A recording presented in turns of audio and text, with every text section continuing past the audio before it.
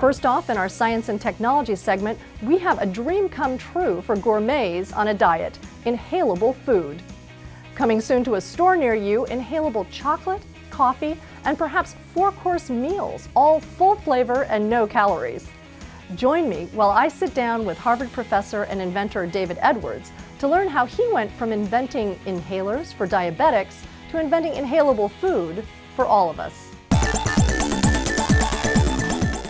Imagine a day when you didn't have to ever actually eat food to get a completely satisfying, delicious meal. Believe it or not, that day may not be very far away. When you breathe, the chocolate or coffee or whatever it is spreads around your mouth and doesn't go to the back of your throat. And so there's chocolate in this part, which is kind of brown. So you open it up like that, and then you can hold it however you want. And you, nice light breath, and you have the taste of chocolate. It's great. And you can close it up and you can whiff another time. You looked like that tasted good. I enjoyed it, yes. You should whiff too. It's a lot of fun. It's called Whif and was invented by Harvard professor David Edwards in collaboration with students and engineers working in Edwards Art Science labs. So David, inhalable chocolate, how did you ever get this idea? We were going to do an experiment with a French chef, Thierry Marx, in a new cultural center that we were opening in Paris with a scientist, and we were trying to wonder what we would do. And Thierry being a really interesting chef, and I having a background in medical aerosols and the science of creating aerosols for delivering drugs, the idea came up that maybe we could breathe food.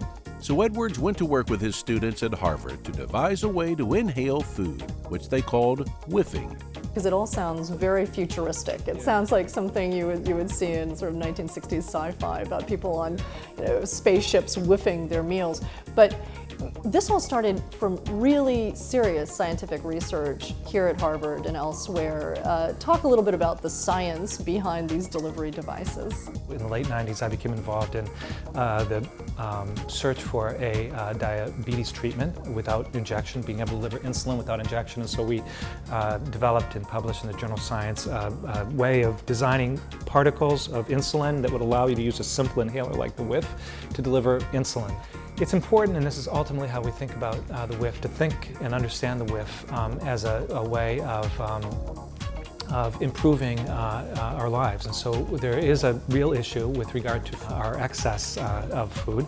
And so we think of the Whif very much in the spirit of the origins of the aerosol science as being a way of experiencing a really broad range of foods and drinks, ultimately, with only beneficial health outcomes. David Edwards can brag about Whif being good for you thanks to its genius engineering. It directs food particles to the mouth following the air that accompanies a natural inhalation. You get the full flavor of the food, yet each whiff contains less than 1 calorie. Is it satisfying when people use the Whif?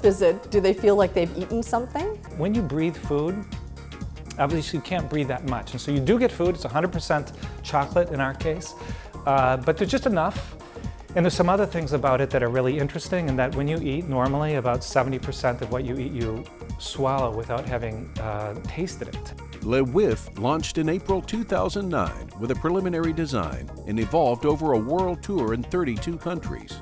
Clearly there's a curiosity factor, and so people just say, well, what does it mean to breathe in chocolate? People have been whiffing at parties and weddings, and people are also whiffing at the end of dinner, and so you have a little whiff on your plate, and so it's going to be instead after of dessert, you have this. Or it's like an after 8, and so it's not that heavy, and it's surprising, and just when the conversation's falling, it's an interesting little object to kind of talk about. Now, you're not stopping at chocolate. You mentioned coffee, but there's a number of other things that you're looking at right. for future whiffs. Yeah, absolutely. So we're interested in kind of creating a whole new way of experiencing food by breathing it. And clearly chocolate, there's an advantage of chocolate without the calories. Coffee, you can have the caffeine hit without the cup.